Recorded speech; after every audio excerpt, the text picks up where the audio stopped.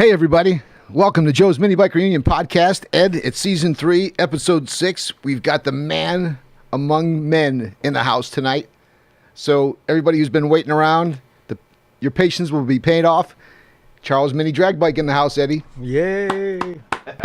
I think when I look back, Ed, Charles was here once or twice, and they by far were some of the highest viewed shows that we've had.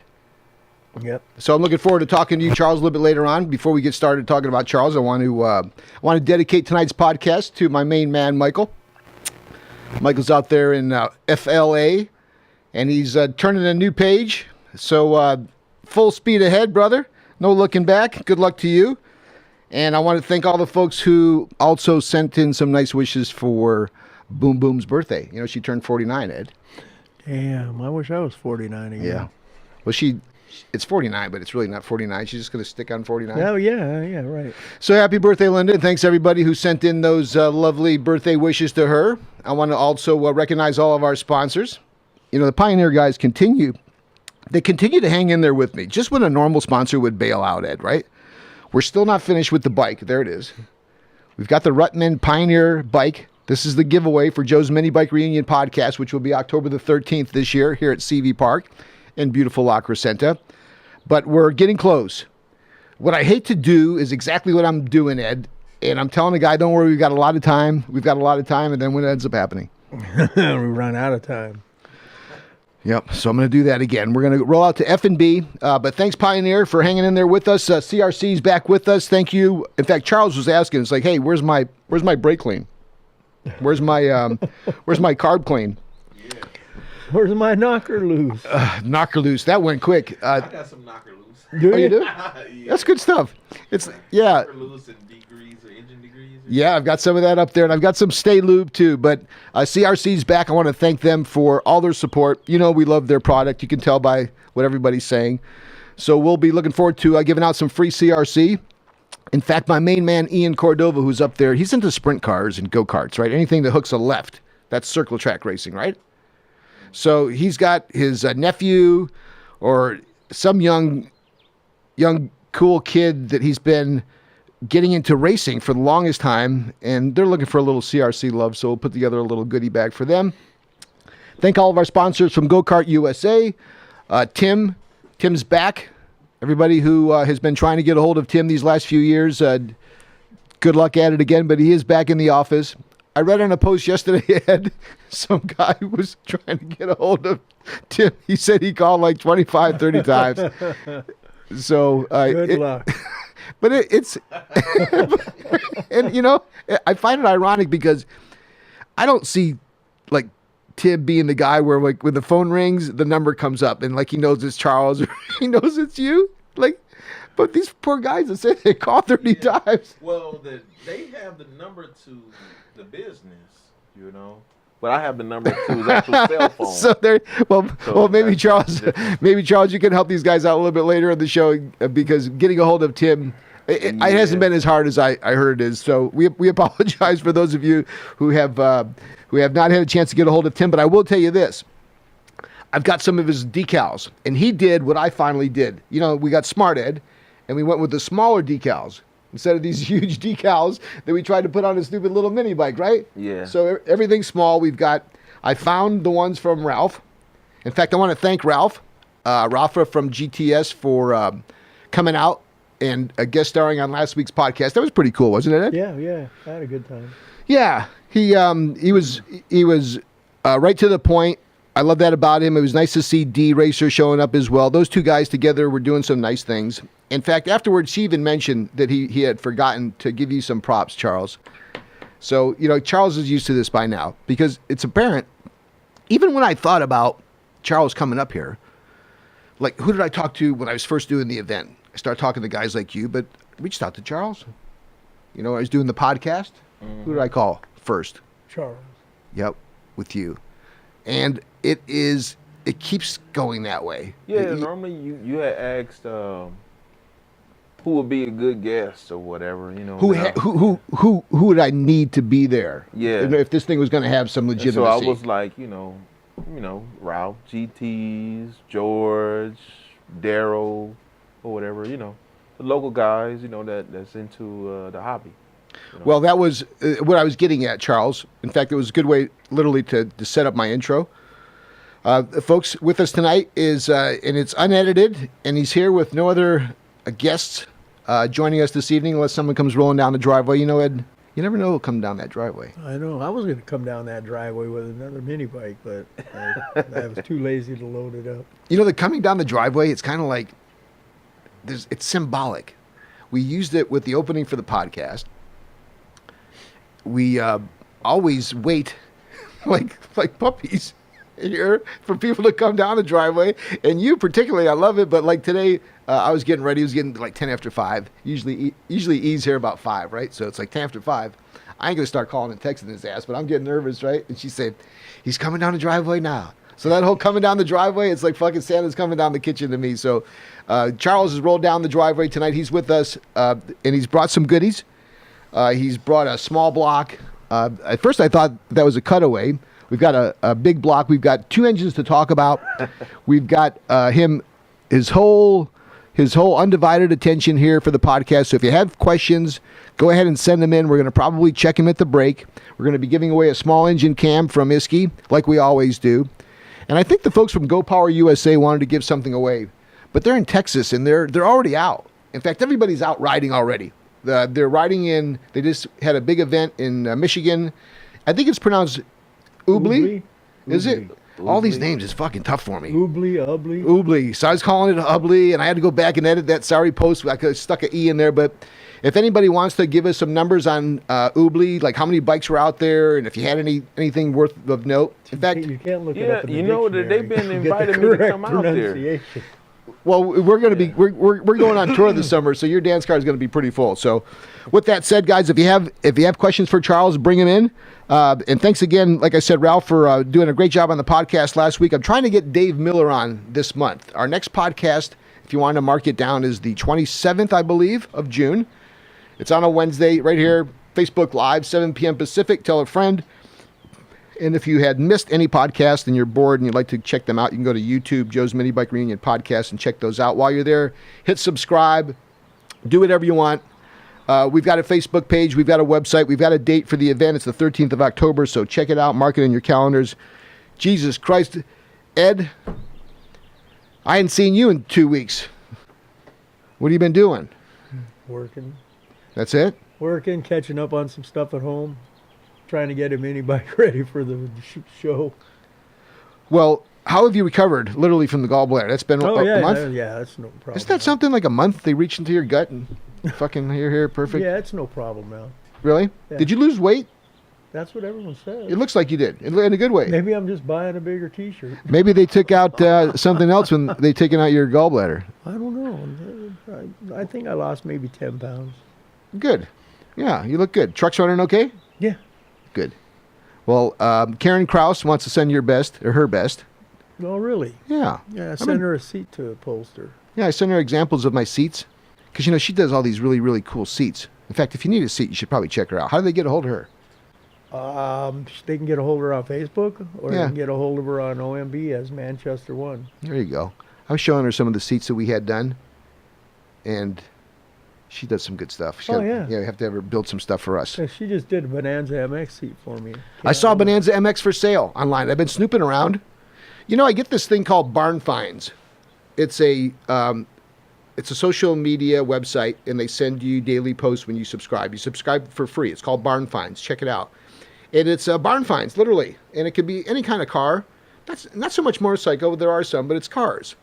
Old Dusters, Demons, Broncos, all kind of cool cars. And they send you these posts. And, I don't want to give the idea away, but goddamn, right? Mm-hmm. Think about it. So anyways, enough about all those ideas and all that sponsor stuff. We do love them. But I was getting to GoPowersports.com. They, too, were going to give something away. They're going to give away a Coleman, specific for you Coleman guys. And there seems to be a bunch of you out there. In Texas particularly, it's a hop-up kit. It's a pipe, and it's a carb hop-up kit, some different jets, and it also is an air filter. So we'll be giving away the small engine cam as well as the cool kit. And then finally, before we get into our main man for tonight, I want to introduce a new segment, Ed, and I apologize because I hadn't had a chance to really talk to you about it. I was playing Big Shot, taking a shower before we came out there, and I didn't get a chance to get here early enough. But solo, Brian Franquez from F&B, we're going to go solo. And if you'll notice, we started to get some questions about like optimum engine heat and, questions that were beyond some of the average questions that we would get. Yeah, so I thought we'd take advantage of not only guys like Charles, but guys like Brian and others. And I know when you get Brian, you also get Frank. So it's going to be a program called Ask Solo or Going Solo, whatever one Solo likes, right? And Charles will be sending in some questions. And Brian will be selecting both the winning question as well as a second question, and we'll be giving away a Stage 1 F&B pipe. And you know how that's going to go. Once we start giving away one pipe, we'll be giving away two pipes. So that's going to be coming up. For those of you who have a question specifically for Brian, maybe that question is more specific in nature, you can go ahead and plan on that starting next week, the 27th. Cool. And that's brought to you by our friends at F&B Racing. Damn, Charles, that was a mouthful, huh? You all right? Thanks for. You got it all in. Well, we did. You're on the phone. I'm assuming two things. You're either already working on a sale of one of these engines for tomorrow. No. I'm sending the link out. People like, send me the link. I know it. They never seen it. And I still get it. It's like, what time is it? It's what's face page? It's like, oh, Jesus Christ. Yeah. By now, check it out.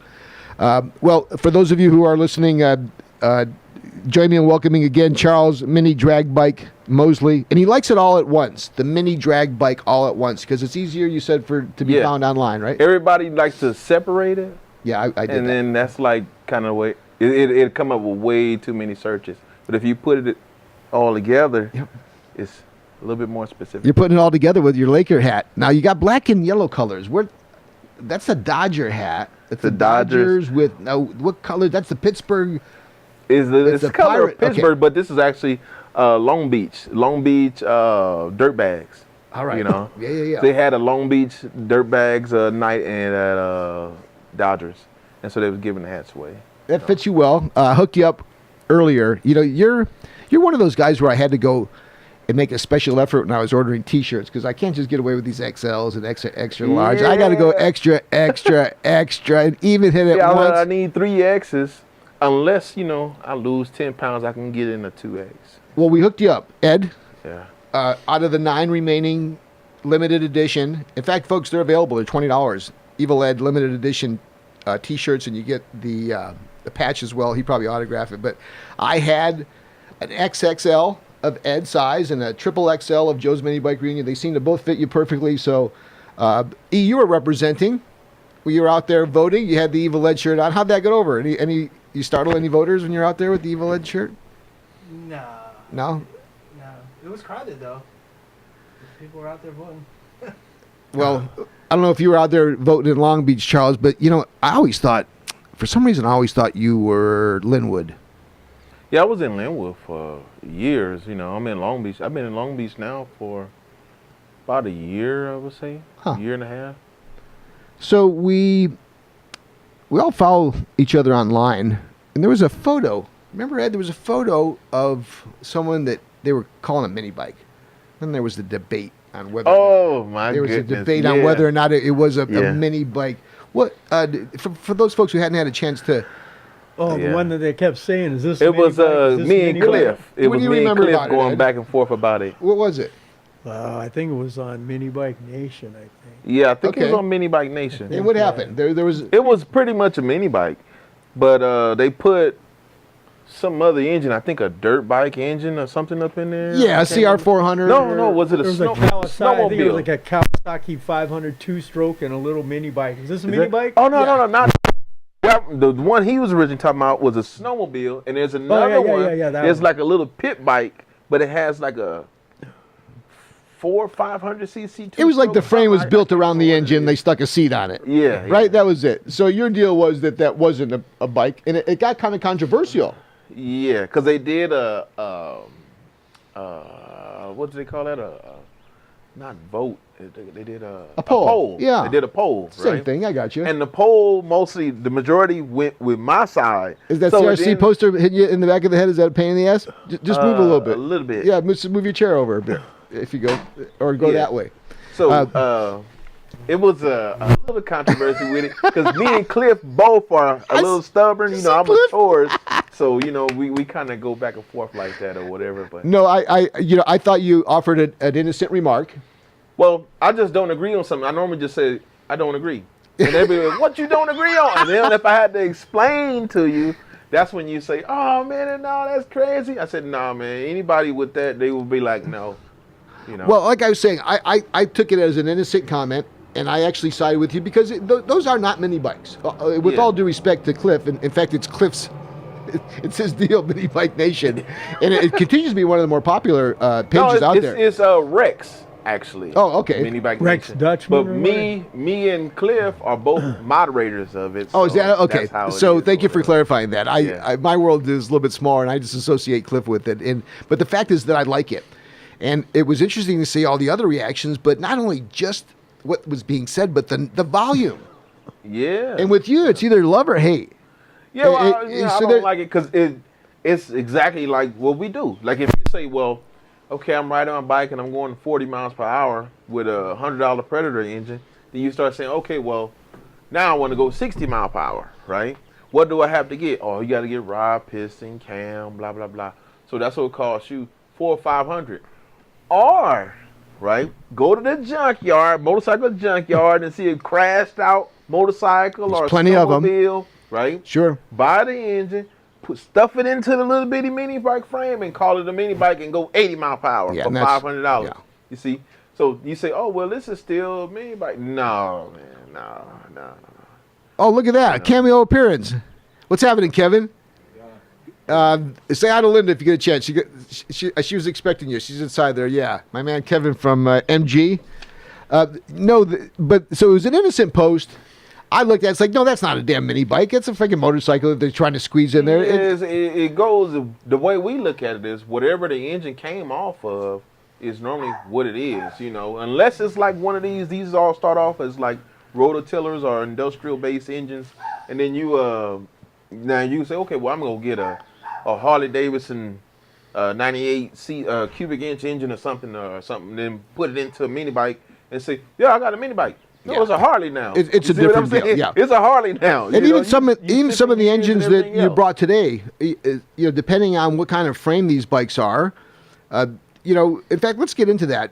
You've brought two bikes down. I think you had an engine for sale. Was the small block the one that was for sale that you were selling? This one, yeah. This is like my slowest engine, but my slowest will be a lot of people fastest. That's how you answered the post, didn't it? It's like, yes, it's better than what you already have. That go cut out all that extra inboxing. Man, I'm already going 80 mile per hour. Look, don't even hit me up with none of that stuff, man. You know, so they're gonna say, well, does it have? It got everything. So let's do this. And more. Ain't no use to hitting me up about it. Here's what I'd like to do.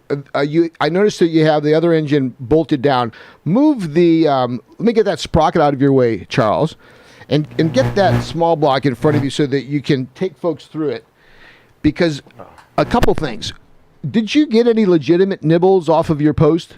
Yeah, a couple of dudes hit me up and they was already in the process of building. Normally, then they start pricing it up and said, man, you know, because you were asking what, $1,600 for this? Yeah, pretty much. Which was a good deal from my end. Yeah. Pretty much. It would be like I was gonna sell it without the carb at a cheaper price, and with the carb, it would be completely running, bolted on your frame. You know, it's almost idiot proof. You know, that's the way I like to do it, because I don't want the people to, I put on the carburetor and then like it's not running good. Yeah, you have to sell a complete engine. You have to sell a complete engine. Yeah, but a lot of people don't have all the money, so they want you to take off certain parts and stuff. I'm like, nah, man, I ain't gonna do all that. I was just gonna say that. My suggestion would be that you don't do that, because then you lose that control, because you know how that engine shipped. Yeah. And if it doesn't have a carb, you don't even know. You don't know what anybody, in this day and age, you don't know what anybody's gonna do, Charles. They'll try to put a Tecumseh carburetor on that damn thing, right? Yeah. So let's talk about this. You posted this, what, a week ago? Yeah, about a week ago. And it was short little brevo about it, little opportunity for folks to find out more information. And how much play did you get? How big's the market for guys wanting, legitimate? There's a lot of people wanting to go fast. Hundreds or thousands. How many people were off? At least 20 people actually hit me up. And I bet 21 of them asking questions like, I don't really want to bother them. You know what I'm saying? Yeah. So they really don't want to bother me. Well, I saw the guys. A lot of people, it's the testosterone, man. Well, I'm not talking about the $500 offers. I'm not talking about those. Oh, no, not that. I'm talking about as far as you wanting to beat the next guy. It's like you just. Oh, yeah. Well, everybody summertime. is getting big, so they like, well, I was already going to go that route. He already have the perfect cam, the perfect carburetor, the pipe, the head is already done, everything done already. So they start pricing it up. It's like when you start pricing up, that's when you feel bad because you say, damn, man, I got like 2,300 into this thing. You know what I'm saying? Quick. And that's where people don't realize it. Yeah. Not to mention the real value, which is your expertise in assembling it. No. The best thing, the best seller, what I found out is the time, right? Sure. A dude, they never want to wait. They never want to wait. And the dude's going to look at me and says, yeah, he's talking about me. But I'm talking about at least about 30 guys, right? When they hit me up, they says, well, I want a big valve head. Oh, okay. Send me your stock one because I don't stock any parts, right? You send me your stock one and I'll modify it up or whatever and you'll get it back in about 3 weeks or something. 3 weeks? I'm trying to go fast now. There's always some deadline. Like you have it on the shelf, for example. They have a shootout like in 4 days or something. Yeah. No, man. Look. Now, they said, well, can you sell me one of yours? No. They want me to take something off my engine and sell it to them, right? And I'll be like, no, there's no way, right? It's a possible, if the money is just too crazy, I may have to sell it. That's what I did with another engine I was putting together. Before I even put it together, it was sold. The dude just had ridiculous money, and he was like, "Well, that's good. I won it already." I said, "Okay, well." Let's get to this one. This was the bike that was online. It was available. Just literally put it in a box, bolted into the bike. Walk us through that bike. Start us off with Okay, well, originally I always start with a real genuine Honda block, right? And I got the block fully welded and brazed, but I wanted to have a stock gas tank to go on top. So I shaved the brace down where it's still affected. It's still going to work properly, but the gas tank can go on top. Why? Let me ask you, why was that such a big thing to accept the stock tank? Wouldn't people use a custom tank? People like to have it where it don't look as radical. Got it. So they're sleepers. Right? They want it to look like a sleeper. You still going to see weld all over it. Yeah. All the weld. But you can actually fit the tank on there, and then when you put the cover on it, it's going to almost look like just a regular modified. Got it. So they're just going for that sleeper look. Yeah. That's why I was curious, but go ahead. Yeah, so with the normal stuff on top of it, it's going to look just pretty much like any other engine, right? But you can't pull start it. So it's electric start because of the cam in there is a billet cam. Sure. I was thinking, should I put a cast cam in so you can pull start? But then again, the cast cam may break. Right. And I said, well, I'm running a bigger cam in here, a little bit bigger valve, a little bit bigger springs, blah, blah, blah. No, to be on the safe side, billet cam. Sure. So I like to have the stuff where usually everything breaks, but I try to have the strongest stuff that they do make on the market so it doesn't happen, or it takes longer to happen, But in this case, I rode it for a little bit and I'm like, I'm too used to the other power, so it feels slow to me. But it's not slow. It's a 3-inch stroker. So it's super fast to somebody coming up from a 2.8 bore or a standard 212 or just a regular 3-inch. And some people already have 3-inch stroker, but they may want like a custom head or a bigger cam or whatever. This pretty much got an upgrade over everything the average person will get. What'd you do with the head, for example? Okay, like Isky, right? I always use Isky all the time. Sure. Isky sells 3228, right? Everybody sells the same SI valves everywhere. I mean, literally all across the nation. You can go in there and say, I want 3228. They'll sell you the valves, the seats. You can get the springs, the locks, the retainers, everything right over the counter. Okay. But not with this. I got valve blanks, you know, and the valves come from a different company. I don't want to say, right? But anyway, I get my valve blanks from a different company, and they flat face, right? So the flat face valves got a little bit more compression, and I custom cut them a little bit so they can flow a little bit more air. Than, all right. Pretty much I cut them a little thinner, right? So they can flow a little bit better than what you get over the counter, right? So a little bit bigger, a little bit more air. I get a custom bigger spring so you can run more valve lift, you know. So everything together, you can't just go and just buy this and say, okay, well I always can look and say, okay, yeah, this dude here, he got the standard stuff. You can't tell what's inside, right? He doesn't know you got the different valves or the different Now, springs, from the outside, right? you can't tell anything, right? Yeah. But you can see there's a little deck plate on the top of this block, right? So give it away a little bit. If they looking really good, they can see it and they say, okay, well, that's got the custom piston in there with the 3 rings and all the good stuff. You talked about that 3-ring setup on the pistons. That was This something one that got you it swear too. about, right? Any engine for me got it. And tell everybody who hadn't had a chance to understand why you do that. Tell them why you do that.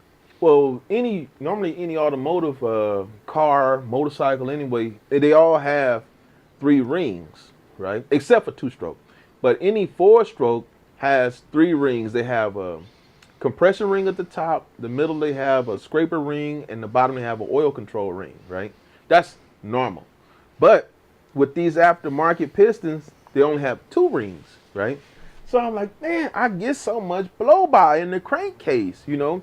Because they never was intended to make so much cylinder pressure because they built, the pistons are built for flathead engines, which they have low compression, right? So anyway, when you put them in the overhead valve, you get a lot of blow by and you run alcohol and you end up with milky oil, right? And so I said, well, the factory rings have too much gap in them anyway. And then you have this just 1 ring. So I said, well, I'm going to take it and see if I can add another ring in there. So I took the piston before I cut the dome on it and cut another groove in there. Okay, good, right? Where is that groove set to where the other 2 already are? Are you up on the top? Well, the stock piston comes, well, the aftermarket dome piston has like a 640 compression height.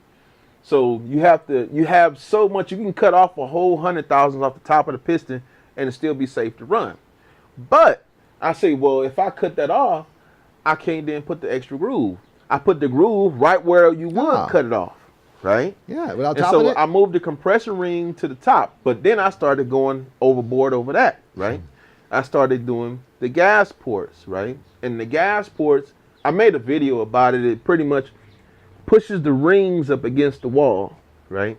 It's hard to picture, but the cylinder pressure, the induction, the airflow and fuel going in starts pushing. Well, when the piston goes down, it's sucking everything in, right? Sure. And then once it starts to come back up, the valve is closed now, so you're starting to come up on compression, right? Is that how you get that blowback? Yeah, you pretty much have like, it's like a balloon, an air balloon, right? And you squeezing it smaller till it pop. That's pretty much what it is, right? So when you're squeezing it, it's so much pressure pushing down on the piston, but the flywheel is making the piston come back up, right? So the flywheel is making it come up, but the pressure in the engine is trying to push it down, but the piston can't stop. It's coming up anyway. So the little bitty holes I drill in there, air gets in those holes behind the ring, right? Sure. And when the pressure is behind the ring, it's pushing it up forward. It's pushing the ring up against the cylinder wall, right? See, what happens on any piston, if you put a ring on, you can kind of move the ring back and forth just a little bit, right?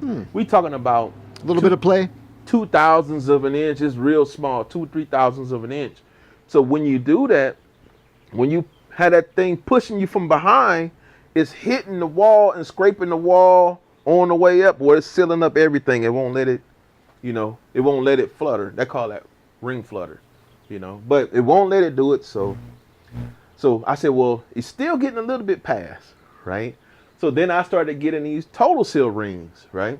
And Total Seal has a gapless ring. Yeah, the zero gap. Yeah, that overlaps each other in one single groove, right?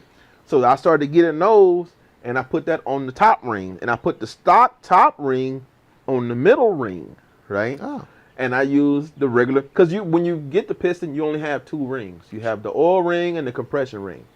So you have to buy this aftermarket ring to go on top, and the regular ring that would have been on top goes in the middle now, you know. And it does they give you too much gap anyway, just to be on the safe side, you know. So they typically, most dudes don't build engines, so they just say, well, I can put it together, you know. So you have a lot of kids putting the piston in, just putting it in the bore, and then there you go. But they never check, oh, what's the gap on the bore? You know, the ring's sitting in the bore. What's the gap on it? They don't know. Yeah, they just put it in there, it fits, you know. So he said, well, I have 14 thousandths gap. That's too much gap, you know. What is the correct gap in small block that's applications? Fine for a stock engine. But when performance, you're trying to seal up as much as possible. It's like what size did you use in this setup? It's got the total seal rings in there. Yeah. The total seal at the top, it's got the stock one in the middle, and it's got the oil at the bottom, right? And then it's gas ported. It's got pretty much everything. That custom MDB intake there? Yeah, well on that, they don't have a intake big enough. You can buy a bolt-on intake, like from F&B or whatever, but it has a big taper, right? Right. And I don't want to have a big taper. So I get a tube. I go to the local tubing place, whatever, get a piece of aluminum tubing and just weld it directly to the head. Yeah, I could tell you did a little work on there. What carb is that? Clemens? You're a big fan of him, right? Clemens. Yeah. You've always been a fan of Clemens. Yeah. I've been knowing Clemens since 97 or something. It's been a lot of years.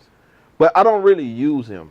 Not that much. Okay. This is the guy here I use. This is I had to give a shout out to Dustin. Sure. Dustin Stevenson. Yeah, you brought him up. I remember his name. Cars. Yeah, I remember. This guy here, man. He's the real really deal. Good, yeah. He'd be a little worried sometimes because I always tell him to like push the envelope. I want you to do something, you know. But he'd be like, I don't think it's safe.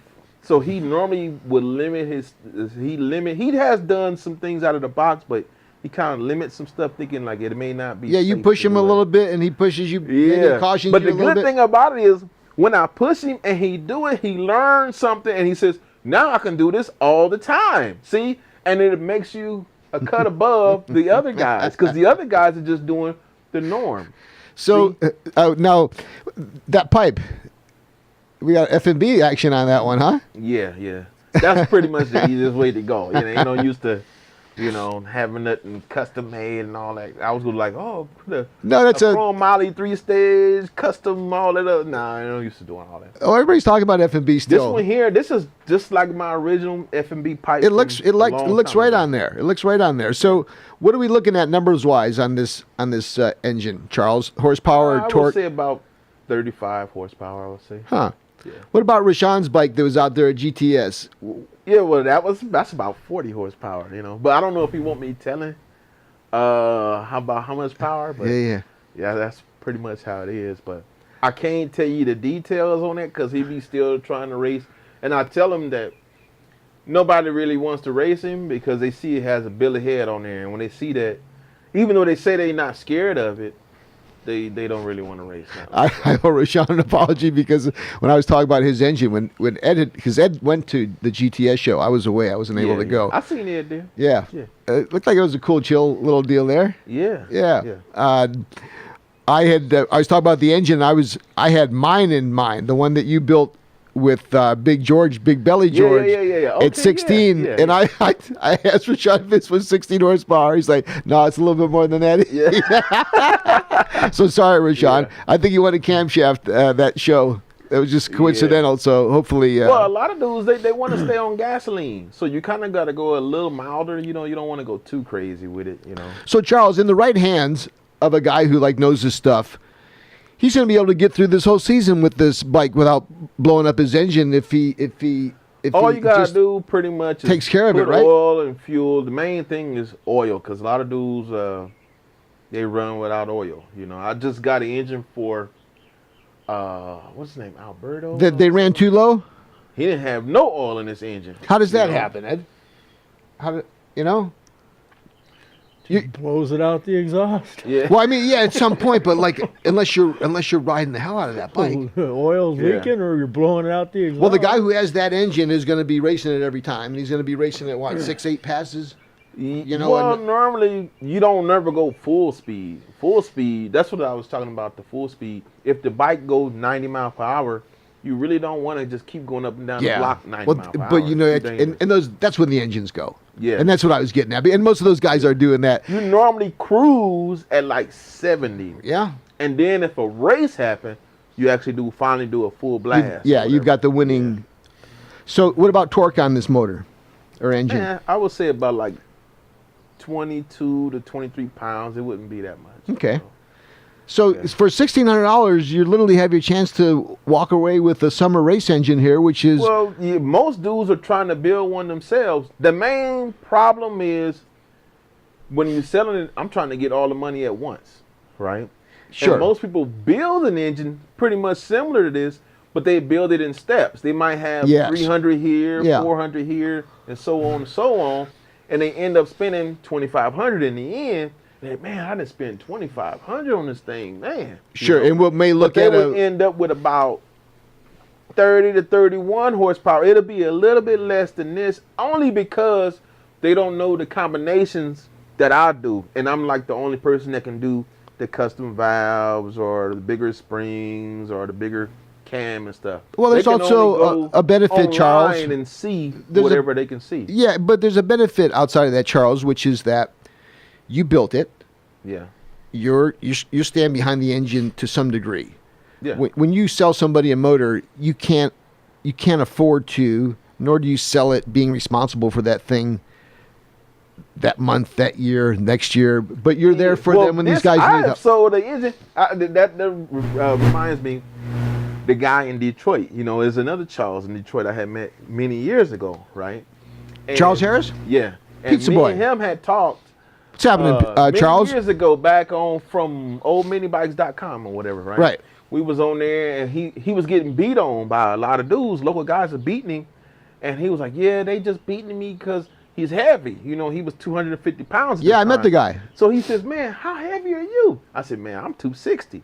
So he said, "You 260?" I said, "Yeah." He says, "How fast you going?" I said, "Oh, like 78 or whatever." Now he's only going like 62 mile an hour. He getting beat on. He said, "You 260 and going 78?" Nah, man. I said, "Yeah, trust me. I do it every weekend, right?" So he says, "Man, what kind of engine?" So I started telling him about 3-inch bore, stroker cranks, big carburetors, 3228. At the time, it was no such thing. You couldn't go over the counter and get 3228. So I'm telling him about all this stuff, and he says, "Well, how much it costs to build one?" I said, "Oh man, it'll cost you at least for a regular 3-inch pull start or whatever, probably 1,800 or whatever." So he says, okay, 1,800 or whatever, right? He says, "Okay, I want it," right? I said, "Okay, what you do? You send me your block and head. So it'll take about 2 months or whatever." He said, No. I want your engine, right? I said, "My engine? Oh man, well I got a clutch on there. My carburetor is custom, and plus it's yours or whatever." He says, "I don't care. I want it." I said, "I'll tell you what, right? I'll sell it to you $2,000, right? Because I really don't want to sell it." He said, "How you want to be paid?" Oh shit! I was just like, yeah. So I went home. Like I said, look, I stopped riding. I went home early that day, right? Took the motor off the bike? No, I took a picture of my bike, right? I took a picture of a crate. I took a picture of the frame with the engine next to the crate, right? I put the engine in the crate, took a picture, right? Closed the crate up and put his name on there, took a picture, right? Sold, right? Because I can always build me another one, you know? So I told him, all you have to do, and it was rare that they listened to me, but he actually listened, right? I said, all you have to do, bolt it on, add oil and fuel, and turn the throttle. Man, that's all I got to do? Because I know he had some type of a Wildcat. I don't know what kind of bike that was. It was some chopper looking. But even with the wrong gearing, the power, I know at that level, they just didn't have nothing on it. See, it's kind of hard for them to trust me.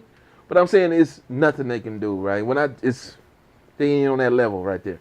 So he did just like I said. He went, bolted it on, add oil and fuel.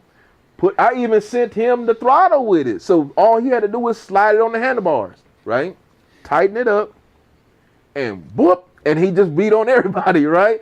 And he hit me. He's like, man, you ain't lying, man. You know what I'm saying? I said, I told you, man. That's all you had to do. What were the details on that engine you sold him?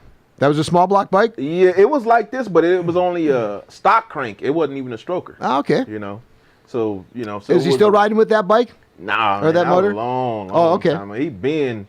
I don't know if he sold it or blew it up or what. I don't really know. But the bike only went like 75 or something, or 74 even. But it didn't matter because the gearing was wrong, right? Yeah. He didn't know nothing about gearing. That's what we're going to talk about, gearing. But yeah, he didn't know nothing about gearing. It didn't even matter because the power just, you already knew they was covered. I knew everything he told me. And the guy has, see what he was telling me. I said, okay, these dudes sound like they only got like 20 horsepower. It's kind of like nothing they can do. Yeah. Right? He doesn't know. Then look, put the engine on, even with the wrong setup, you go win. Shit. And that's exactly what it did. So they made a video, and he shot out, man, you know MDB? Yeah, I'm out here getting it done. I said, yeah, see, there we go. And then they kind of didn't like him for that when he did that. They kind of said, oh, man, this dude that started using guys on the West Coast, we don't like him no more. So he was like an outcast over there in Detroit for a while. Well, he doesn't seem to be that way now. When we went back. Oh, no, the thing is, this is like, I don't know if this is 8 years ago. This is a lot of years ago, man. Plus, people have no right to get mad at somebody who's just trying to get his game on. You know how it goes. But now so many Detroit dudes hit me up all the time. It's crazy. Are you selling anything to the guys in Detroit? Are they looking for information? To say that. Okay. Yeah, I sell stuff to them all the time, but I just can't tell you. Yeah, who so or maybe what it is. not. Yeah, well, not so much who, but everybody's top secret. I'm like a best kept secret or something. So I can't. Have you talked to our man Eric lately? He's another one of our sponsors. In fact, Charles, you probably helped me with those guys too. They wanted me to come out there. Yeah. Or whatever. But I keep telling them, I said they want me to just get up and go, but they understand. Shoot, I got to work. I got kids, I got family and stuff too. Is we all going to Detroit? You see what I'm saying? Well, look, just to let you know that I got baby mamas. That's what I'll be saying. I got baby mamas, and they will be like, "Well, we all have something." Getting the kids this weekend, and it's not like we're taking off to go anywhere every weekend. It's very select that we get a chance to go out for all the reasons. He works. I'm working too for the most part, but with Eric. He's trying to make stuff happen out there. He's got that Candyman extravaganza. When he does something, it really gets all those guys together. And I like that. And I'd like to support him. And I'd like to go back there. Our luck, we go back there. You get your baby's mama ×3. Everybody gets set up. I'd beg to go. Ed would work with Dino. He'd have to build 10 extra frames before he left. We'd all go. We'd get on Southwest. Our flight would get delayed. I really do want to go, and I want to go. We'd end up there. It would be pouring raining. It'd be pouring raining for 3 days. So that's what I worry about, going through all that shit. That's the problem when you go back there. But I guess what I was getting at is that I'm hoping that some of the guys from Detroit and elsewhere, Texas, Florida, I got somebody from Alabama's calling. The Arizona guys, they're all out there. And if you watch them, there's a core group.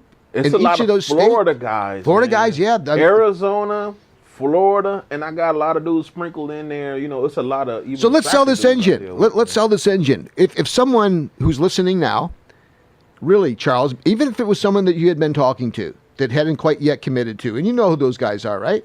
Mm-hmm. I don't know who's talked to you, maybe nibbled. The guys who offered you $500, I know you laugh at them and don't even reply back to them. And we're not talking to you guys, but the guys who'd be willing to spend, what, $1,500, close to $1,600, make it happen. And Charles, if someone would be willing to maybe make a legitimate offer now, what would be the best price for this? What has been advertised at $1,650? I'm not really in a rush to sell it. Well, no, right? And nor am I suggesting you are. People come up to me. They always come. Like right now, I'm welding up a block for somebody out of state, a kart racer, right? Wow. And so a lot of kart racers hit me up. Because I deal with more kart racers than I do mini bike. Well, that's where you come from, right? Yeah. So when the kart racers hit me up and ask me, can they put like a stock appearing carb or can they do this? Or, no, you can't do it. You can't do it. Because they used to, the kart racers are better far as longevity of the engine because they used to more maintenance of the engine. Sure. They break it down, clean the carburetor. Yeah, almost after every day out there. Stuff. Yeah. Normally the mini bike guys just once a year until it breaks. You know what I'm saying? Until something breaks and it shuts off, and then there you go or whatever. So, but just for a second though, like that. I do think that we could be reaching some folks, Charles, that may not have had a chance recently to get up close and personal with you and find out as intimately as they now are aware of what you did to this bike. And there were some little things in there that they're just not going to be able to replicate, and they don't have that experience that you have, nor will they have the ability while owning this to be able to just pick up the phone and say, look, I'm doing this and the bike's doing that. I need a little help. Or, hey, look, help me, whether it's troubleshooting or maybe even going a little bit faster. So if you are interested in buying an engine, a legitimate small block race engine that you can bolt in from a guy who I don't know where else you're going to go better. Let us know. Times a day too, man. It'd be like they can call me at like 8 o'clock at night. It's not like I say, well, 9 to 5. After that, I'm closed. So you give them a little tech. They hit me up. So there you go. Day, man. So make a legitimate offer.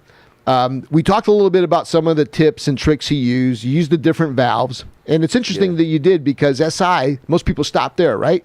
Who is our guy from SI? JD. Yeah, JD, right? Yeah. I remember SI back in the day. In fact, when you mention triple gap rings, I remember, or zero gap, Charles and Albert. They were the ones who started that was it. A long time. Yeah, that was and those they were selling to all the roundy round guys. But so the stiffer springs, Charles, with all due respect, everybody's kind of doing that. But the custom intake, and I believe there's a lot of other things that went into putting that bike together, because that's an art in itself. Not so much just getting the parts. We can get all the parts together, and I can guarantee you that mine will be a little bit different at the end than Charles or Ed's. They all pretty much going to end up looking something like this, but it's what's inside that makes it a little bit more powerful than another. I got another one, man, that's super monstrous powerful. So if you want to go a little bit faster, we've got more. So that's the deal on the small block. And we're getting ready to take our first break. If you've got small block related questions right now, send them to us just post it, and we'll check them at the break. If you have any other questions specific to that small block, if you have any questions, if you legitimately like to make an offer on that, and then Charles, let them know what we've got next to it. It's companion, and we're going to talk a little bit about this engine when we come back from the break. Oh, that's my Beast engine. They come stock. They cost like about $6,000 bone stock, but even stock 52 horsepower. Well, there you go. The Beast, 52 horsepower, coming back on the break. Once again, I want to thank everybody listening. It's Joe's Minibike Reunion podcast. And I know, like, I've got this 16 horsepower back here that I'm afraid to put in. You know what? I can tell about this. This is, I got this pipe from Ian. Remember? Oh, yeah. Sure. What's the name? We were at Max Fest, Swap meet? I thought that was from a boat. No, this was the pipe that was on the ground. Yeah, and man. I was just thinking, like, how would I make it work on there? And y'all kept saying, just get it. But I have to, like, picture it in my mind. Shout out to Ian Cordova. We're going to take a break. We'll be coming back, Ed. I don't know, man. I'd be afraid to put that on anything that I own. It's Joe's Minibike Reunion podcast, everybody. Thanks for listening. Send in those questions. We're going to be giving away a small engine cam. We're going to be giving away a custom hop-up kit for a Coleman from our friends at GoPowersports.com. Talk to you a little bit later on. Thanks for listening, everybody.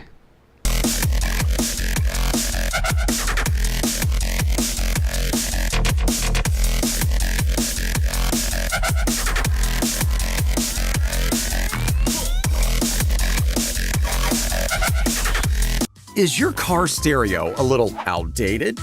Don't sell your car. Upgrade it. Get hands-free calling with Android Auto on the new Pioneer Next.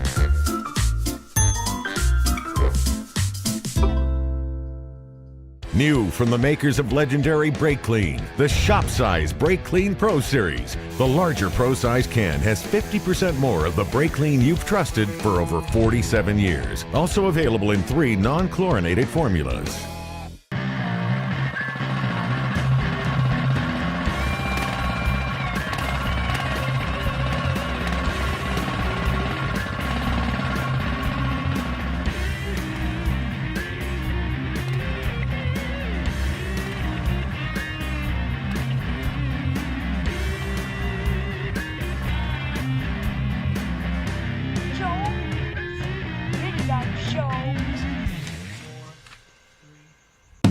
I'm Joe Sebergandio. I've been crazy about mini bikes since I was a really young kid. You know, 50 years comes and goes pretty quick, yet my love and passion for mini bikes hasn't changed a bit. So cruise along with us in some of the coolest rides with some of the most colorful characters in this mini bike sport of ours, and check out some of the rarest collections, and visit some of the top builders and some of the wildest bikes, right here on Joe's Mini Bike Show. Joe's Minibike Show. Hey everybody, welcome back. Joe's Minibike Reunion podcast. It's season 3, episode 6. You were in line. I was freezing my nuts off, Ed. Yeah. I had to go get my jacket. How's your jacket compared to this one? I don't know. What do you think, Charles? And they both look kind of cozy. Looks like I robbed a pimp and Ed robbed one of those guys out in front of Aj. Yeah. I'll switch with you later on. Nah, that's all right. I had my money chain too. Hey, thanks for hanging out through the break, everybody. That was pretty cool, Charles. Yeah. A lot of good stuff. Too many questions, actually. In fact, I don't think we've ever gotten this many questions. Yeah, I think they might have started arguing on there. That's Never. I think it was, yeah. So before we get into this next half, I want to, in fact, you guys should do this too, because we've been running a little long and forgetting to shout out to some of our friends, but I want to give a big shout out to Gail for listening. Hi, Gail. Thanks for staying up. It's tough on the East Coast. Oh, yeah. You got people on the East Coast? Yeah. Well, give them a shout out before they fall asleep on you. Right now? Well, sure. Oh, let's see. Mini biking, Simple Tom. I don't know if Tom England's watching. And let's say Tom's name correctly this time. Tom Drewecki. Isn't that I don't correct? know how you pronounce Yes, Tom his last Drewecki. name. I don't know. He's a big fan of yours. I saw Minibike Paul made a comment about something today. He's active. Oh, is he? Hi, Paul. Minibike Paul. Yeah. Mini Bike Paul, seen him in a Cliff while. Judd, Karen Yeah. Krause. Yes, Karen. mentioned her Karen earlier. Krause. Put me on the spot here. Oh, Christ, I only I asked lose you to my give somebody a memory shout when I out. get put on the spot. All right, we'll come back to you. I'd like to give a shout out to my buddy Jim Savis. Jim's listening. I think he's just come back from Bahamas. Jesus Christ, man. It's nice to know people. Speaking of, Peter, are you listening? Linda said that she put a big note there that said Peter. It's like, already give me a heart attack. It's like, what? What's he want? Nikole? I didn't do nothing. Hi, Peter. How are you? Do you remember Peter, Ed? Yeah. Yep. Hi, Peter. Thanks for listening. Eric Adams out here on the West Oh, Coast. now all of a sudden you got memory. Yeah, sure. yeah, You I remember got them all. slow You fucking memory. remember all of them. You know, the Hot Slow Rod Power memory. Tour started today. You remember that is? You see the Hot Rod Power Tour? Back in the day, I had a little role with the Power Tour. In fact, my buddy Jim Savis, who was listening, I used to collect started those it. magazines back then. Sure, the Power Tour. Yeah. So it's going on now. I got to think it's just like the 30th year, Charles. Yeah. I think Right? about that. I had those books. All started About with Jim 25 years Savis ago, trying to you know. generate a little revenue for the company. Thank you. Brought a couple editors, Drew Harden, who's a La Crescenta guy. They started off from the Peterson building. I want to say the Peterson building, and I don't know if it was still the one on La Cienega. And we got a bunch of cool cars from the magazine. We got some clients. Mother's Polish, particularly. Mother's has been the longest sponsor of that Power Tour. In fact, I got Mother's Polish stuff here everywhere. I love those guys. They supported it, and they drove from L.A. to San Francisco. Yeah. That was the Power Tour. That was the first, and it was, people heard about that, and they say, well, come to our town. Why don't you come to the East Coast? And you never come to the East Coast, yeah. And the Power Tour. And Ed, it's a car show with a group of guys. They're called long haulers that go from the beginning to the end. So if they start in California, end up in I don't know, Florida, the people that went the whole route, they're called long haulers. And then other folks will just come to one stop. Like if you live in the kickoff city, maybe you go to a couple stops. It's enormous. GM Performance Parts is the sponsor. It's all the readers of the magazine, the advertisers, and the sponsors, and all the editors. So it's everybody gets to come together and show off their cars. It's really cool. Hopefully everybody has a great trip on the Power Tour. I did my time there. I must have done 10 of them, 12 of them. I'll hit another one before I roll over, but right now I'll just make sure everybody has a good time there. I had a few folks I want to give a couple shout outs to. Willie Bush, how you doing, Willie? Good to hear from you. Rick Bassett, Alvin, my man Alvin Roca. He's from up near you, Ian, up near Visalia. Sean Sean G, Ian Cordova mentioned him. My man Hunter, how you doing, Hunter? Shane Fuller, Dallas Guffrey, how are you, man? Don Ward, Jimmy Johnson, my man Kevin, who was here earlier, Alan Ganley, Chris Soltis, Bob G. How about Miranda? Are you still listening, honey? It's late back there. Ruben Rodardi, Mike Champagne. We didn't get any results back yet on Oobly. Maybe that'll be something that we'll promote next time.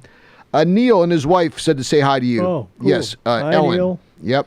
Neil, hopefully we'll see him again. My man Dennis Thomas, Kyle Calkins, Dane was listening. My man the Green Hornet, Curtis, Alana Scherer, a good friend of E's from back in the day and a friend of mine back at Roadkill. She's out killing it, doing it freelance. I'm going to have her come in and we'll find out what's the latest with her. Okay, yeah. She's always a hoot. A few others. We'll get to them a little bit later on. Vinny Kuko out there on the East Coast. Our friends from East Coast Minibikes. Cam White, Brad DeMoisey, Kyle Moody, my man Corey, and I don't know. I can't forget my man Myron Bailey, can I? No, Myron, Scott Stebbins. Yeah. We talked a little bit about going solo. Going solo will be a new part of Joe's Minibike Reunion show. It's Ask Brian Franquez, technical related questions. Now, is that going to be all fighting? Let's hope so. Shit, I think there was some fighting on some of the posts just as a result of what we did earlier. If it's all fighting, I want to tune in. Well, hell, I'll let you be the referee, Ed. In fact, I've got a striped shirt that we'll arrange for you to wear, and you can be the referee. I also noticed my man Calvin Carisi popped in, which was very cool. And a man that everybody knows that we talked about on the last podcast, Temecula Bob. All right. Hi, so Bob. Got those out of the way. Charles, you know a lot of people, but you're very on the low key when it comes to shout outs. You kind of keep things tight, don't you? You still do? It's tough when you're... I don't ever really have anybody help me because I normally already pretty much do it myself. But who did you hang out with this past weekend? With my kids. Yeah, all right, so shout out to your kids. What about Harold? Yeah. Oh, yeah, Harold. I was thinking I should have probably had Harold come up because Harold... So who's Harold? I'm sorry. That's like one of my teammates. We kind of like, work together? fix on he does like all the fabrication work. Anna one time maybe. Oh, I'd like to meet He Harold. does like the frames, the fabrication work. Yeah. On the bikes and stuff like that. I build the engines, but he does like, if I get a frame or something from anywhere and I would say, okay, I need bracing here. He'd do it for you? Chain tensioner and stuff like that. So he can do it. Steering dampener and all that. He know how to hook up all of the little custom stuff to him. So, I've been pretty fortunate lately. Not only was I able to get on the dance card, but know these guys well enough where they put me up a little bit on the list to get a bike done. But you see the Jake Moe bike, and you see the Temecula Bob bike. I haven't got a GTS bike. I was talking to them, and I also need to get one from F&B. But you had gone through you've gone through the Temecula Bobs and you've gone through the GTs. Maybe you and Jake Moe danced together one time. What do you think about that? Yeah, that's what I was saying. I got a drag frame from Morgan. I got a drag frame from Joe's. I got a drag frame from GT's and a drag frame from Bob, right? And F&B, right? No, not F&B. You don't have an F&B? No. See, now why you like that? Why not? I might. I don't know. I don't know about that. But I wanted to get Jake because I seen the way Jake is welding pretty good. I'm thinking he can do some chromoly, lightweight stuff or whatever. I sent it to him. Already got my wheel and tire. I like the way his bikes look. Yes, we love the way they look. So in fact, I'm like, I don't have a Jake bike. I'm going to have to go ahead and have him hook me up a bike. Well, because this engine here has no bike for it. Yeah, you know? I actually test fitted on my other bikes, but it's so big, it is almost hitting places and stuff. I'm like, nah, if I need to get another, because then I had to take an engine off my bike to put this one on. So, well, Jake, if you're listening, and Jake's got his new son. Congratulations to Team Mo. Saw pictures of the baby. God bless that kid. Jake, if you're listening, maybe you and Charles can hook up. You just typically deal with each other through Messenger or Facebook or something, right? We all like in a little chat or whatever. And Jake, if it's any consolation, you could let Charles go ahead of me. I know we got a few projects lingering over there, but let Charles slide in. Let him get a slot ahead of me, right? We don't care. Yeah. Jake's going to be joining us. Jake is kind of busy, though, because I know he got some He got some people tugging on him right now. Yeah, well, you know how it is. You know how it is when it's at the top there. Yeah. You know, you get to kind of pick who you dance with, unlike us guys who dance with anybody. I like his Jake stuff because it's like custom fab stuff, where, you know, most of the other dudes' stuff, it look like assembly line. Yeah. You know, it doesn't look that custom. Like, everybody can go right in and get the same exact thing. That's when I first got the second Bob, JD had got an original Bob, but it was short, right? It was only a 42-inch wheelbase, right? And then Bob made the first 4-inch wheelbase, right? 48-inch, and I had got the second one, right?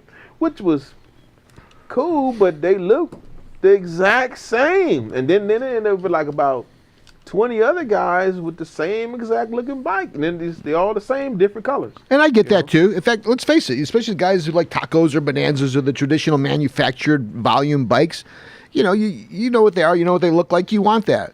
Custom bikes, especially when you get one, I was lucky enough, I think my first custom was Frankenstein. Yeah. You know, and it's like, I look at that thing now, it's like, shit, if that was the only bike I had, I'd be the top of the world in my mind. I just love it. I like Jake. I see every time I see his bike, they look different. Well, you know what I'm saying? It don't look like nobody else's. It's like, man, okay, yeah, that's the GTs. It could be like whole line of GTs, a whole line of Joes and all that stuff. But when you see Jake's bike, each bike is different. You know, so I was like, yeah, I like that. All right. Like that, you know. Well, speaking of that, Jake's curious. You know, we talked about the new Billet Beast, that $6,000, I guess, with shipping and handling and all the other good shit they tack on there, $6,000. What precautions do you have to take with that, Jake asks, to prevent that crankshaft from failing? I mean, is that something? Well, I got a third and fourth bearing support that goes with it. Once it actually is together, it's got bearings on the inside, you know, so it's going to end up being 4 bearings on the crank. Okay, that'll do the job for the most part, right? Hopefully it does the job. If it was to be stock, it would have been fine, right? But I didn't boost it up now, so it should be about 65 horsepower once it's done. Wow. You know? So I don't know. I don't see the crank lasting that long, but I just needed to last long enough to get this record. That's all. And really, guys who are buying a motor like that, going through it, and you're talking about the cart guys. I mean, those buy engines. them and like a bone stock one, like I said, 52 horsepower. It has mild cam, mild head, mild carburetor, and they run them all day long for like maybe 3-4 years, no problem. So that's the Billet Beast 52, kind of available stock. It's at it comes stock 480 cc's. So you think a Predator is only 212. It's over 2 times bigger than a Predator stock. Yeah. Right? But now it's 540 cc's. Available at JR Race Cars. There's somebody there that you deal with. Or how long have you been? They sell you one as long as you got money. You can just buy How long have you been working with those guys? I mean, how long have you been buying from them? I've been dealing with JR, man, for at least 10 years. They sell some of the best parts as far as pistons, especially. Their pistons are billet, you know. Where everybody else, it was a big argument about Ford versus billet and stuff or whatever, but they actually make a billet piston, which is different from all the other manufacturers use a forged pistons, you know. The carburetor that you were looking at, you talked about Dustin Stevenson before, and you swear at him. It just looks fast, you know? Yeah. Tell us a little bit about that carburetor setup. This is a HM1 billet Tillotson carburetor. It's 45 millimeter with a 42 millimeter Venturi. I think it flowed, I think it was 210 or 212, 10 inches of water. Something like that. That's a lot. Either way it goes. Those Tillotsons, right? They're temperamental too, though. They normally use a lot of these now on those big Jawas and 500cc engines on kart racing. They get them and put them on there and stuff like that. So it ends up matching perfectly because it's still 500cc. So we had a Tillotson on Frankenstein, and it was just too temperamental. We put a Mikuni slider on there. Yeah. Especially if you're on gasoline, man. I you know, I don't like Mikunis, but on gasoline, I had to run a Mikuni. You know. Hey, you were talking about Rashawn earlier. Did Rashawn have a little bit of a spill? Yeah, he had a fall. I don't know if it's been a month yet or 4. It might be about a month. He went to test his bike out, and his bike ran fine. Then he jumped on somebody else's bike, and fell. You know, and I was like, man, your bike is faster. You shouldn't have that issue, but something was wrong with the other bike. I don't know, and he ended up falling. And is he okay? Yeah, he broke his elbow though. Ouch. So, yeah, he had to get it got like some, I don't know if it got a titanium plate in there, but it's got like some nails. They put some pins up in there, and hopefully they didn't put nails bad, in there. Man. He sent me the X-rays and all Really? that. I was like, damn, it looked bad. Damn, Rashawn, you're too cool of a player to be walking around with that bionic elbow. It's his elbow. That's the good thing. It's not his, face or anything like that, But he said it's healed up fine. He can do whatever he want to do. Well, I was saying, man, that's fast. When you're young, you can heal up fast. Well, he'll be able to pull start engines without any problem with that metal in his elbow. Rashawn, we hope you get better. That can't be fun, brother. Yeah. Hopefully, and just don't get hooked on those freaking painkillers. Yeah, right. It's like that's the thing you worry about the most when these guys fall down. Hopefully, he had a helmet on. In fact, I've gone back and forth with Rashawn. In fact, I think we've sent him out some helmets, and I know you're a smart guy, so hopefully you had your helmet on. I see my man Otai Day. I met him over with Daryl Smith one time, and he had been recently out at the Drags video taping. And, he wants to do something, and he likes the video capture, and he likes that scene, and he reached out to me to see if I maybe want to sponsor something, and I had to back away from racing-related sponsorships because I'm still watching it, and there's still a lot of reckless guys with no helmets and shit. Yeah, it is a lot of reckless. Whatever. So, there were some questions That's why the track is best, because the track has rules, and you just flat out can't run. Yeah, you got to pass tech. Yeah. I mean, because There's you don't nothing know. you can do. They have all the safety stuff. You got to have on all this stuff to even ride. Well, we got a few questions. Let's try to rifle through them. That one comes from Rashawn. He wanted to know what causes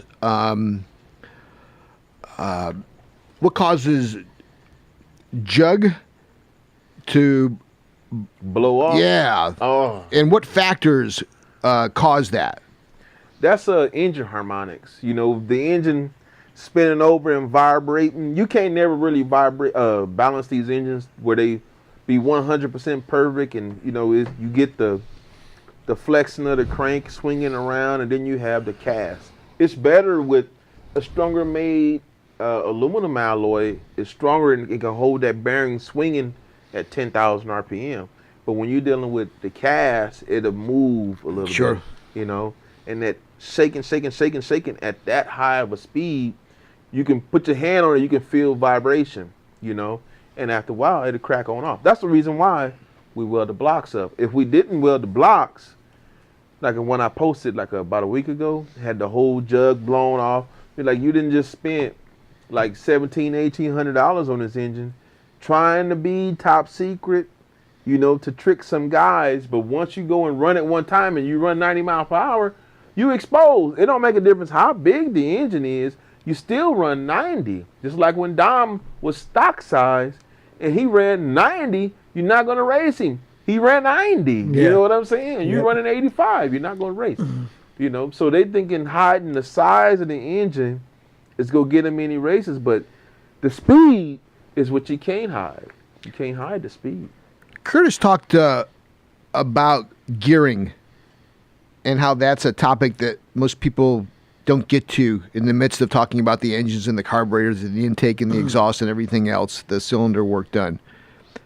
Briefly, give folks a little bit of an idea about how gearing plays that role where it allows you to go. You talked about Pizza Boy running strong at 70, but that ability to go from 70 to 90, a lot of that has to do with things like gearing. Can you give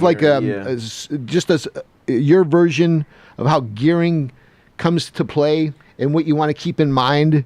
Yeah, like normally out here on the streets where we ride, we normally run quarter mile. So our tires, normally no matter where, like in the U.S., typically everybody has around a 12 or 13 inch tire. Normally, that's normal, unless they have some real short cart slick, but typically everybody has around a 12-inch tire in the back, right? And so they say, okay, well, we're running quarter mile. You're always going to run a taller ratio to get higher speed. So you're going to take off slower. You may run like a 4.0 ratio, right? But a 4.0 ratio still might snatch you out depending on the power you got. right? So if you Let's talk about a gear ratio with the small block, for example. Now let's say with this engine and meat on it, I may go 80, right? I may only go 80 mile per hour, but I'm heavy, right? So I might have to run a 4.0 ratio just to get moving, right? Then you have another dude half my weight. Let's say a dude 125 pounds, right? He wants to ride my bike. I can't have him run the whole quarter mile with the same identical gearing, right? I had to say, well, you can run it, but you had to only run 1/8 mile because it's going to zoom up the speed so much faster. By the time you get to 1/8 mile, you're going to be at the same RPM I was at the quarter mile, you know? So to get him, so instead of him doing the same 80 I did, he could do the 80 in 1/8 mile that I did the 80 in the quarter, right? We now want him to go 90, right? So we say, okay, what we're going to do is go up 1 tooth in the front or maybe 2 teeth in the front. So we're going to change it from a 4.0 to a 3 1/4 or something like that ratio. Because that gearing ratio is the difference in the number of teeth on the front and rear gears, right? The front is called the clutch. Well, the clutch and the driver, or the rear sprocket or whatever, right? And so normally you have a bigger one in the back. Say like you have a 60 in the back and you have a 15 in the front. Do you have that sprocket that I had laid out there? Like this would be an example, maybe like a stock setup, right? Yeah, that might be a 60 right there. Okay, and then this might be a 72. And this one I'm guessing. I don't know. This would be a larger one. Now, somebody that wanted to go up from this size to this size, looking for what? Torque, looking for... Yeah, on old school mini bikes, they had real big gears because they was mostly made for trail climbing. You know, you this going for torque. through the woods or whatever. Right. Yeah, you need to be able to go up a hill or something. And then when you wanted to maybe lean it out and go a little faster, you weren't going... You would drop down to that smaller one right there. And really the gearing on the front was just what was on your clutch. Yeah. And if you, back in the days, if you had normally the clutches back then came with like a 12 tooth. There was nothing you can do about it. You couldn't take the gear off or anything like that. But these race clutches now, these race clutches. You know, they're smelling all that healthy food you're eating. NDB, he don't roll in here with like Mike Subs or McDonald's. He came in with Tupperware of good smelling, cut like a machine, whole chicken, corn, carrots. What's up? You going back to those lean, mean... I'm on diet for 2 weeks before I go to the doctor, that's all. And I got to eat healthy. Yeah, well, you look good. Yeah, how do you feel? You know, they got to check everything, check my cholesterol. And yeah, that's the only thing bad about being a middle-aged black guy. Y'all probably wouldn't know nothing about that. Yeah. But you tend to have high blood pressure just because, you know. So I try to keep it in check or whatever, so when I go, everything is good. So once I do that, and then I can go back to my normal diet or whatever. Well, there's a smart guy. Invest in yourself, Charles. There's nothing better than you can do, right? That's how you gotta do it. Yeah, I'm getting TikTok. I'm getting close to 60, so I start to think about that stuff too. Yeah. You know, you gotta preventive maintenance, right? Just like you do on the mini bikes. Yeah, you gotta clean yourself on out. Yeah, hey, I need to rebuild. So we were talking about gearing. You know, for a typical guy running a quarter mile with like a 6-inch tire, maybe a 410, 3.5. What's the best gearing for something? For that application, it still always depends on your on your overall power. Those guys are probably running those 212 Predators. Yeah, you know, see, with something like 8 horsepower. You'll be running a way tall gear. It would be like around 3.0 ratio, something like that. And with this will be 4.0 ratio. That would pretty much be the difference. You know, and then that's like no matter the weight, you're always going to run the taller ratio on that. So it's just how it is. I got a couple of questions out here. Let's see. Main purposes of a gain-ported piston opposed to gas. He said a gas-ported piston, and what happened? What's the other one? I don't know if he spelled it differently. Main purpose or main purpose of a GAN, G-A-N or G-A-R ported piston opposed to gas. I don't even know what a GAN is. Yeah, so piston. Arlo, maybe there's a typo or something on that. Well, I can tell you gas ported pistons, they actually have 2 different ways You can gas port it from the side. Uh-oh. What was that? What was last time it was after you? Remember we had to track him down with the brake clean? Weren't you getting attacked by something last time? I don't know what it was. I think it was a bee. You can gas port the piston from the side, Yeah. which is kind of harder to do, or you can gas port it from the top, which is easier to do. I normally gas port the pistons from the top, you know. Arlo, if you can, look, this won't be our first opportunity. Resend that question in if we can get to it. If not, I'll get to Charles afterwards, Charles, because there's so many of them, I'm not going to be able to get to all of them. Let's see. What's the most power gravity-fed methanol? What's the most power gain? Gravity-fed methanol with a 1/16 inlet, outlet, and fuel line. Oh, he's talking about a Mikuni. That's why I don't run Mikunis. Why is that? Especially Mikuni on alcohol, because it needs a fuel pump. If you're running gasoline, you fine, you know. The methanol needs like about double amount of fuel as gasoline, you know. So typically gravity fed isn't going to work for methanol, but for gas, you might be fine.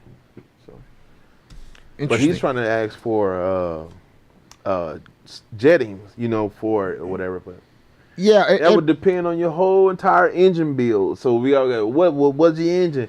What size is it? What's all done? What cam you got or whatever? So. Like this carburetor is specifically jetted just for this engine. If you put it on a milder engine, it will be a little bit too rich, most likely. You know. Finish up on that billet beast. What did you do with it besides obviously the intake and carb?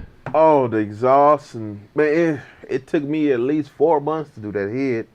You know, but it looked like it came. That's the good thing about it. It looked like it came that way from the factory. But until you have another one, oh no, it's totally different. You know what I'm saying? What is your plan for that engine, Charles? What was the platform that you were thinking about sticking that in? Well, I build never it to sell it, or build a big block for myself because they're too dangerous. The small blocks I build is already kind of too fast.Ure. But this one's gonna be like silly fast. Where I'm thinking you're gonna be close to 60 horsepower with this thing. Yeah, like 65, right? But how much torque? Torque will be around 45 pounds or somewhere, you know. But I don't plan on racing it myself. I might cruise it up and down the street just to look good. That's about it. Maybe stick that in that new Jake Mo bike. Yeah, that's the plan. You know. So I sent Jake some pictures of it or whatever, and he said he could probably do something. So it ended up looking real nice or whatever. You know? So Charles, what do you got planned for the rest of the summer? There's an event in, was it Verona? There was similar. No, that's what I was talking about. It was I just told Evil Ed.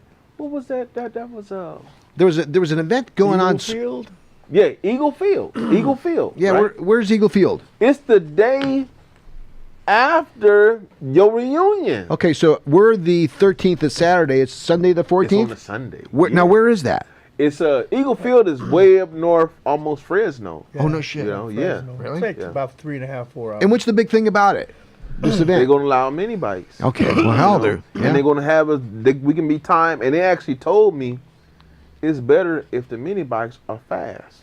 Yeah. I was like, what? Yeah, because you know, yeah, because he don't want to see no pull start 3.5 horsepower. Yeah, no, he don't want to see that. Well, then that could be right up your alley, and guys like Solo what? and yeah. Well, maybe some guys from Detroit want to roll out for that too. They've been talking about that. Yeah, look, it don't matter. I'm trying to make it, and I don't care if I'm the only one. So I got to make it. But I know I got to have a jockey, so I got to have somebody with me.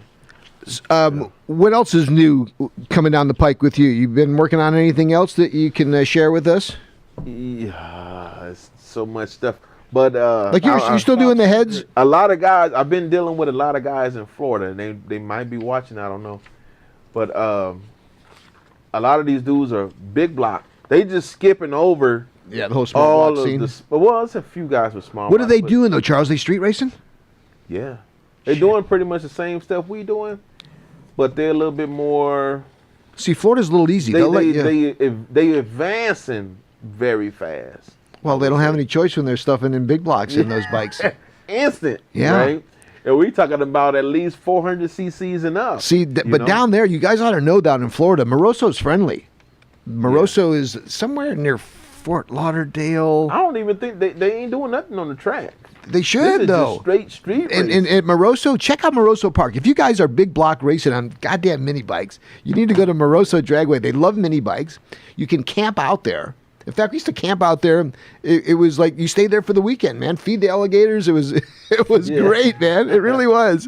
Yeah. Check that out because you should be racing on the street with those. Or you shouldn't be racing on the street with those big block bikes. Yeah. Charles, great. Thank you so much for spending some time with us. We'll always look forward to getting you back here. Like, I don't know if you guys had a chance to see the teaser. We've got this Joe's Mini Bike show where we're going to be, me and Ed, going to be taking around the microphone and visiting some cool spots. And we're going to be in your neck of the woods, I'm sure, at some point. Maybe we can get a little up close and personal of what goes on over there at the MDB headquarters. Yeah. Thanks for sharing some tips and tricks on the small blocks and the big blocks. If folks wanted to find out a little bit more like they typically do, you just typically have them go out. Check you out on Facebook, or what's the easiest way to get a hold of you? Facebook is the simplest way, because I don't like to give my number out, because then you just get random people asking about, how do I take my governor out? You be like, oh my goodness. Well, you set them straight the last time, I think, on the podcast about that. So it's best they hit me up on Facebook. I can see if they're a newbie or not, whatever, blah, blah, blah.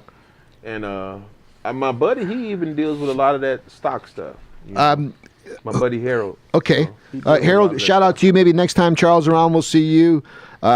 Who's on the Charles mini drag bike Mosley shit list lately? Anybody? Has everybody been good? Nah, not really. But you know, my buddy Mike from Eastside Racing, he done went and bought him a Billy Beast.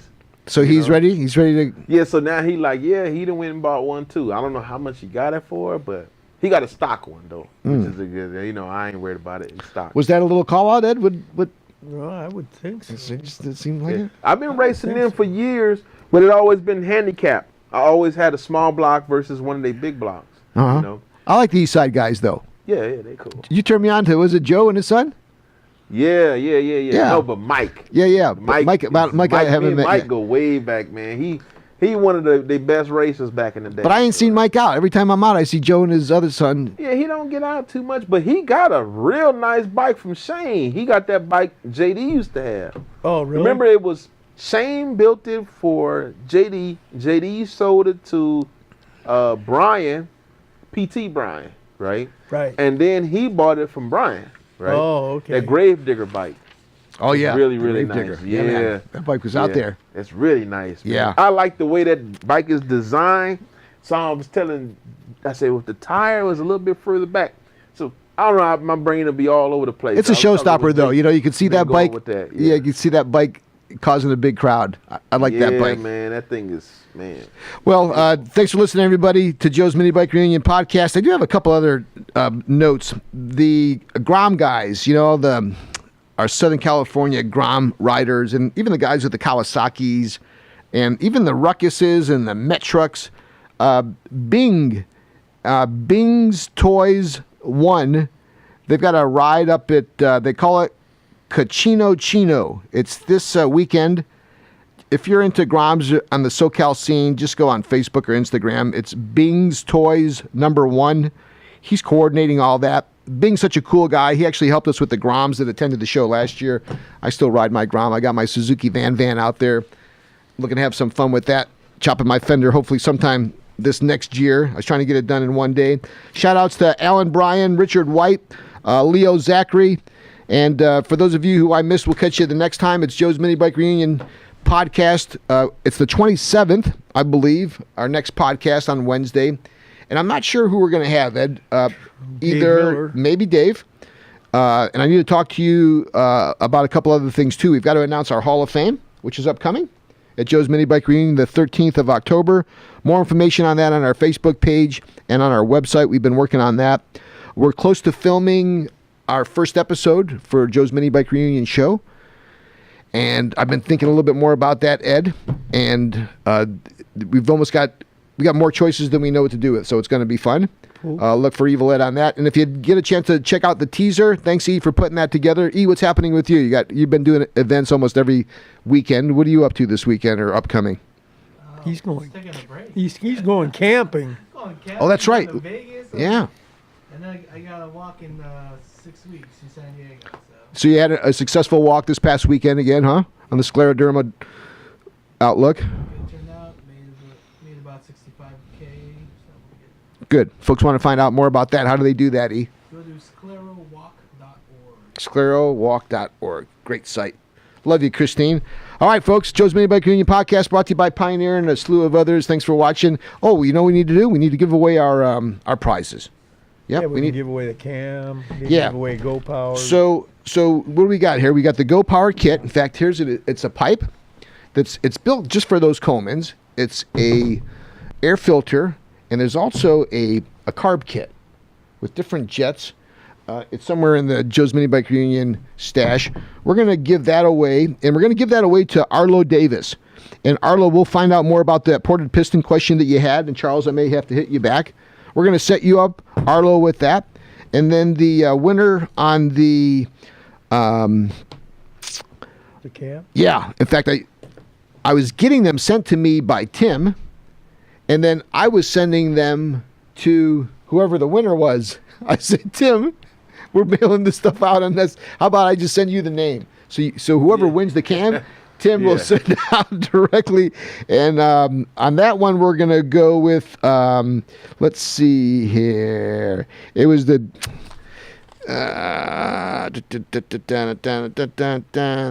Arlo... Darrell Bagwell. Darrell Bagwell, congratulations. You won the small engine cam. It was the gravity feed methanol question. A camshaft will be sent out to you. I just need you to PM me your address, and we'll get that out to you. So congratulations, Durand and Arlo Davis.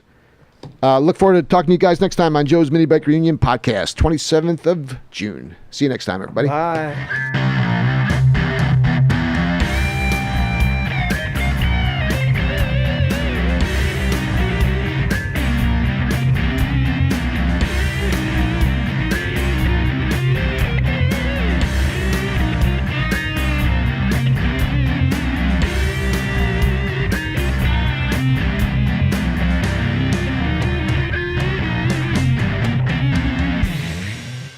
Joe's Minibike Show.